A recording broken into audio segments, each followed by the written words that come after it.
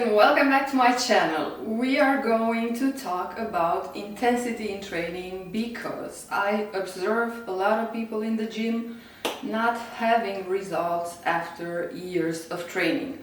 One of the problems is the intensity in their workout routine.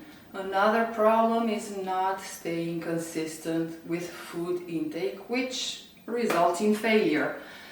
So what is the intensity in training means? So to explain this very easily and you being able to determine if the intensity is good after you chose your exercises is quite simple, I might say. If after your set of repetitions you can speak normally, it means that the intensity in which you are training is not enough. If on the other hand you are having troubles speaking or breathing after your exercise performing, it means that you are on the right track. So to help you determine how to achieve optimal intensity in your training, I am going to explain how to do it. First of all, I advise you to purchase a Fitwatch, which will help you monitor your heart rate when you exercise. I recommend Fitbit Versa because it is very easy to use. Once you have that, you calculate your maximum heart rate by subtracting your age from the number 220, which is the maximal heart rate for a healthy person. Now, to determine in which range of heart rate you should train, the overall consensus is between 50% to your maximal heart rate. But I'm about to explain through my example that it doesn't quite actually apply. I was doing collective classes and I started watching a lot of YouTube videos about how to train myself, and of course there was a lot of contradictory information, but with patience and dedication I was advancing in my fitness journey. During these collective classes I discovered pump classes, which was a cardio and lifting weights mix. I fell in love with lifting weights as I would discover that in time there will be a lot of health benefits from building muscle. I never trained just for cosmetic purposes, and I always had in mind overall harmony and developing all my muscles, as I was seeing a lot of women train just to have a booty. It escalated very fast as I was keeping track of all my sessions and I observed I wasn't pushing myself as I would need to. It was more recreational than consistent. These 2 years I trained like a beast, like a monster. I was training for 21 hours a month with an intensity between 64 and 109%.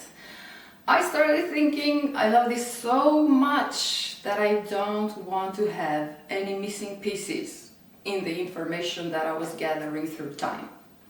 So I decided to become a personal trainer. I had to know everything there was to know about resistance training. When I had obtained my diploma, it was the start of COVID, so I kind of abandoned the idea of working as a personal trainer. Not only because of that, but because in Belgium you have to be independent to be able to work as a personal trainer. To be able to work in a gym, you have to pay a lease, and the gym doesn't provide a designed workspace. You just have access to the equipment and the clients that you have to get. After I had my diploma with an ASM, which was fast as I had wished, and I ended up paying 3,000 euros for 2 courses, but I didn't know that every 2 years you have to do more courses to be able to keep your diploma, which It's very inconvenient, especially if you are just getting started in life. So enough about this. Let's go back to the training intensity. The recommendation is to train between 50 and 100% of your maximum heart rate. But as I explained earlier, if you don't have every parameter in check, you might not evolve as quickly as you wish. As you become more advanced with your resistance training routine, you will observe that overdoing it is not good for your body, as it needs time to adapt to the new stimulus. Starting to train at 50% of your maximum heart rate as a beginner is a great idea for the adaptation, but as you evolve, you will see that the first years will move you to 60, 70, 80%, and you will be surprised to find out that your initial standing point is no longer valid and that you need to have strategies to keep you evolving. My example is the first 2 years you train between 50 to 90% of your maximum heart rate, then between 60 to 100%, next 2 years between 70 to 110%, and you will soon reach the 80 to 120% of your maximum heart rate. Now you can consider yourself expert. As the health and cosmetic benefits will be even greater than you envisioned in the first place. That is why I recommend you take pictures every year or every 6 months so you can see the progress you made is quite astonishing.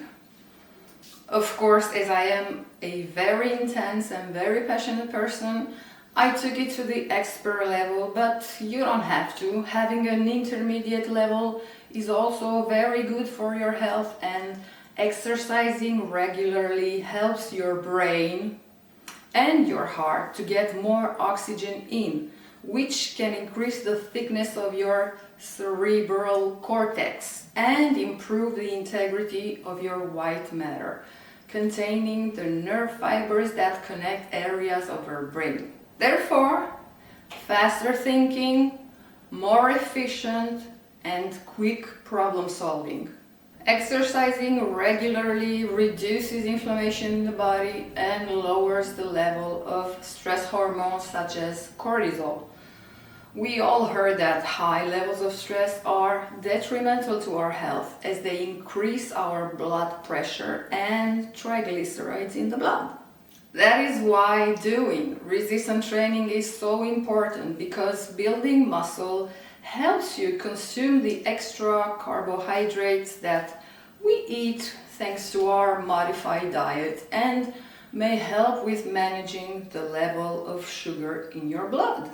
So this is what I learned through the years, and I really wanted to tell you about it to help you better navigate your fitness journey and have the results you wish for.